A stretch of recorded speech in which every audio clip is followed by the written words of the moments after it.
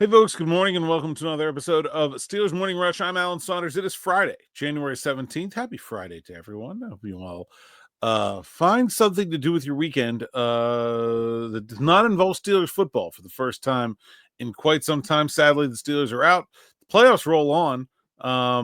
Man, good weekend of football, though, if you are still up for watching the rest of the NFL. I'm pretty excited about that Ravens-Bills game. I think that one's going to be pretty special and a lot of fun to watch. Let me know what you think about that one. Maybe we'll give a bold prediction for the playoffs when we reconvene, me, Smitty, and DB on Steelers Afternoon Drive today at 6.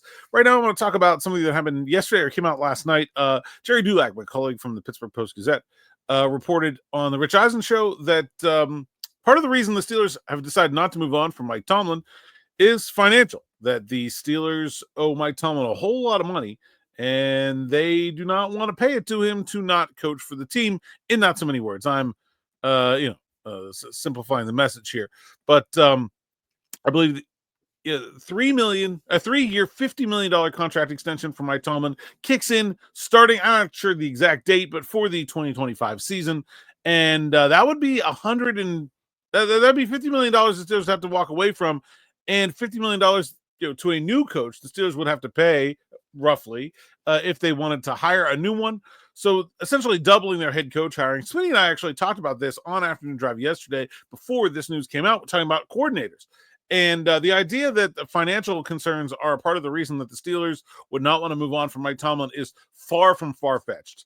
$50 million is a lot of money to anybody, but also to a team that doesn't necessarily bring it in at the same rate that the Steelers are sort of thought about in NFL circles. If you think of what are sort of the great teams in NFL history, what are the marquee franchises of the NFL, absolutely, the Pittsburgh Steelers are part of that group, and that's one of the reasons why I think Pittsburgh Steelers fans feel justified in saying, hey, 10-7 isn't good enough. Making the playoffs isn't good enough for us. We're the Pittsburgh Steelers. We need to be winning Super Bowls. However, when it comes to the dollars and cents coming into the bank account, the Steelers don't add up to that reputation. The Steelers are the 17th most valued franchise, according to Forbes, and their income just does not stack up to some of their competitors. According to Forbes, the Steelers made $129 million in income last year. So you're talking about 35% of the team's annual income, total annual income, just lighting it on fire by firing Mike Tomlin. Now, but the real comparison is not even in the ranking. Like, because 17, you say, okay, like that's about average, right? But it is a steep gradient from there to the top.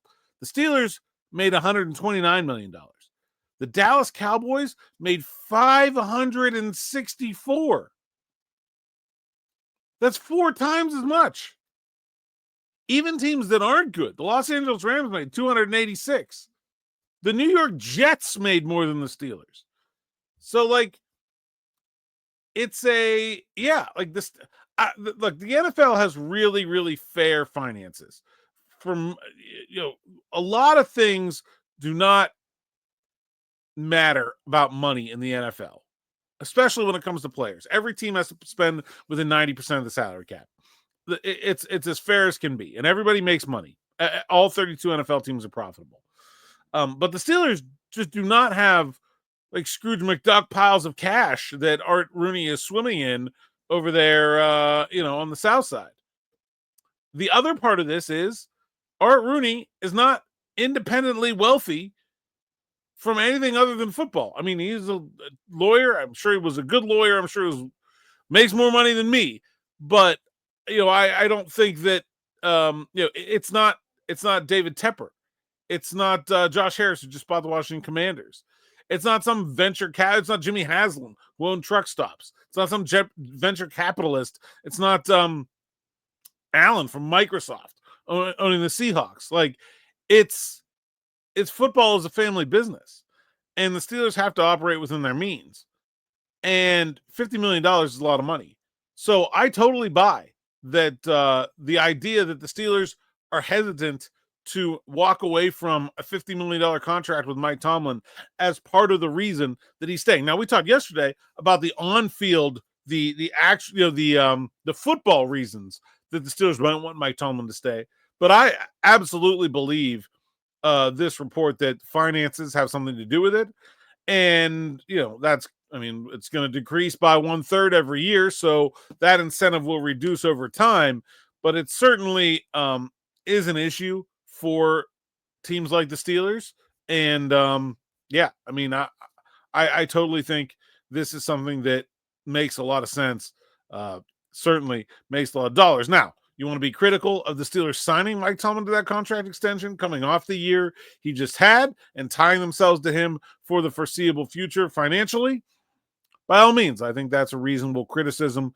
And but like if you look at the balance sheet and you say, okay, if we fire Mike Tomlin, we can only afford to pay a new coach X. Are we going to be able to attract a quality candidate with that salary? No. Okay, then. Then you're kind of stuck. Then your hands are kind of tied.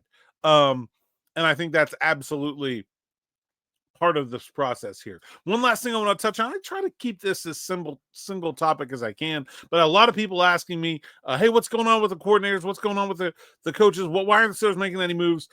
Two things I just want to add to that. Last year, the Steelers did not move on from Frisman Jackson, their wide receivers coach, until February 5th. There's lots of time in here, and just because they haven't made an announcement or made a move doesn't mean they aren't talking to people and finding out who might be available. Sometimes part of the process is finding out who else you could get to replace a coach before you decide to move on from them. The other part of this is they're probably waiting to see what happens with Arthur Smith and the New York Jets, because if they have to hire an offensive coordinator, that could change some of their other plans as well. For example, if they want to move on from their offensive line coach, the new offensive coordinator would have some kind of say in that. So that's definitely something that could be slowing this process down. I don't think there's any big rush. Nor do I think there's any reason for the Steelers to be in a rush when it comes to making decisions about their coaching staff for the 2025 season. That's all I got for now. Have a great weekend. Thanks for listening. Thanks for watching. We'll see you back here with more with me, Smitty, and DB. So stay tuned for that. Make sure you like, subscribe, hit that bell for notifications here on the YouTube platform. We're moving along, trying to get to 15,000 subscribers, and we're really excited about it. That's it for now. Thanks for listening. Thanks for watching. Until next time, enjoy.